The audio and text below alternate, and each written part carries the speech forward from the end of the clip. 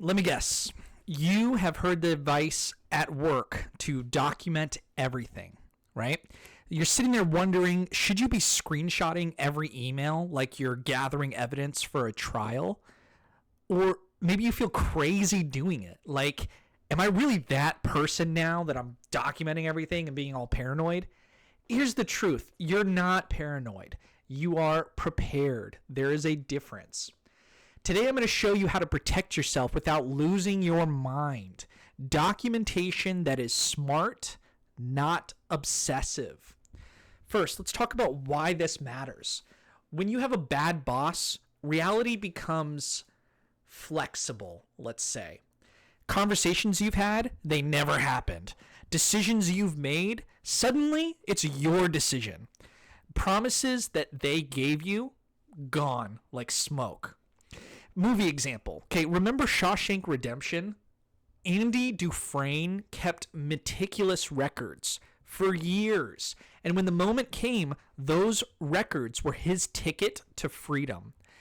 Now, you're not Andy from Shawshank Redemption. You're not in prison, but you are in a system, okay? You're in a system where your word might not be enough. The wake-up call is that I've seen people get fired for missing a deadline that their boss verbally moved. I've seen credits stolen because there was no paper trail. I've seen good employees get gaslit into thinking that they are incompetent. Documentation isn't paranoia. It's professional self-defense. The number one rule here is after every verbal conversation or meeting with your boss, send a confirmation email. It's not complicated. It's not accusatory. It's just a professional summary. Hi, bad boss. Thanks for the meeting today. Just to confirm, I'll have the report done by Friday. Focus on Q3 data and use the new format that we discussed. Let me know if I missed anything. End the email. Just that's it. That's all you sent. The key point here is, do you notice what you did there? You documented the agreement without saying, just wanted to make sure we're on the same page because I don't trust you. You're not going to say that, right? You're not going to say that. The magic here is if they respond, great. Now you have that in writing. If they don't respond, silence is consent.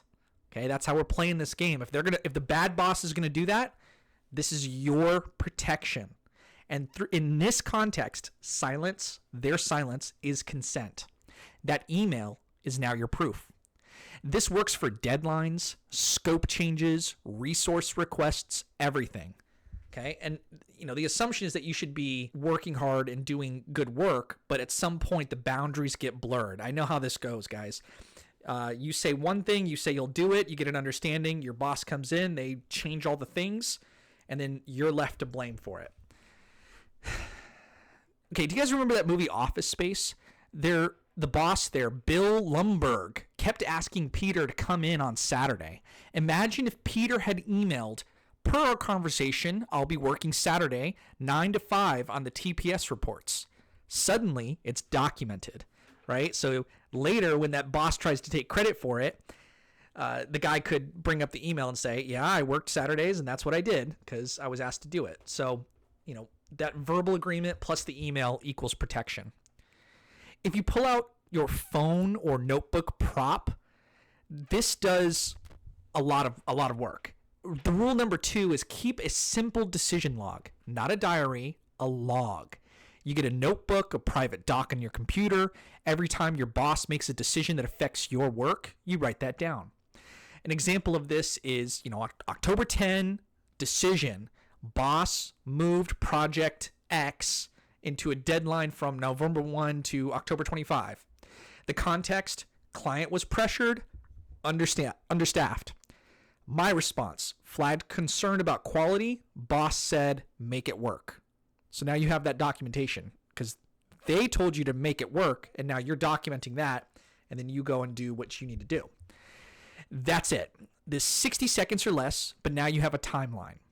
And why this matters is 3 months from now, when the project has issues and your bad boss says, hey, why did you rush this?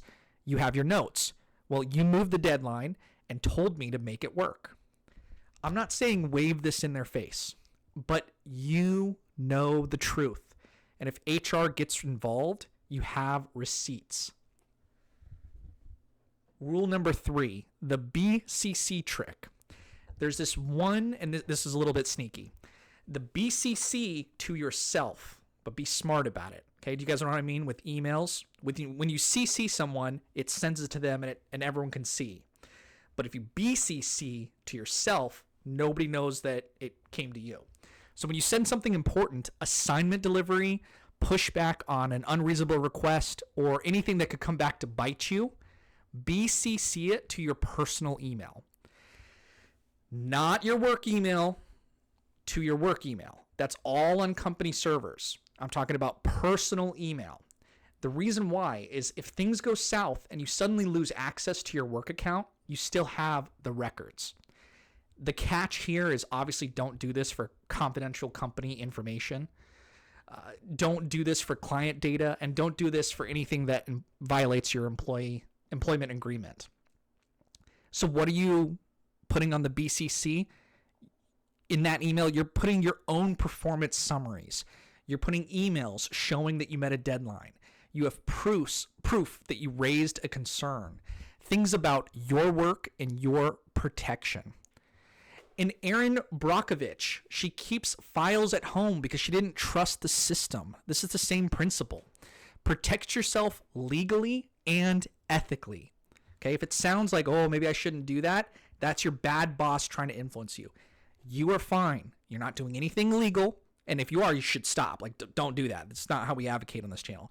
You're trying to be a good employee, but the outside world is chaotic. There are bad bosses out there. And so I'm giving you guys systems to protect yourself. This is not espionage. It's backup.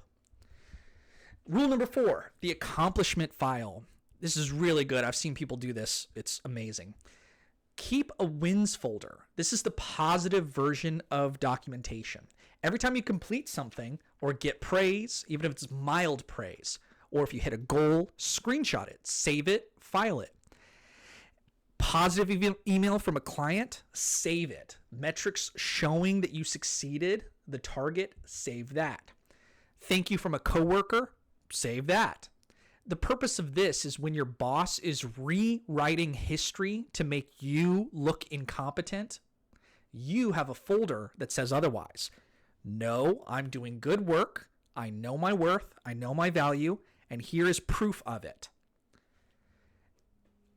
This also works beautifully in interviews when you leave. So tell me about a time when you exceeded expectations. Boom. Now you have receipts. It's like building a highlight reel. All right, let's do a paranoia check. So this is like for reality, okay? Real talk. How do you know if you're being smart versus being paranoid? The test is, are you documenting to protect yourself from patterns that you've already seen? Or are you documenting because you've watched like a million legal dramas? If your boss has already changed a deadline on you, blamed you for their decision, or forgotten a conversation, then you're being smart. If your boss is generally fine and you're just like an anxious person, take a breath. Okay? Maybe you don't need all of this yet. Just focus on being a good worker. But here's my take. Basic documentation, confirmation emails, the decision log, that's just good professional practice. Paranoid would be recording conversations. That is illegal in many states, and that is definitely paranoid. In closing, here's what changes when you start documenting. You stop feeling crazy because you have proof of reality. If your bad boss says something didn't happen, well, you know it did. You have the email. If they try to blame you, you've got the timeline. This isn't about being combative. Okay, this is about staying sane. It's about knowing that you are not imagining things.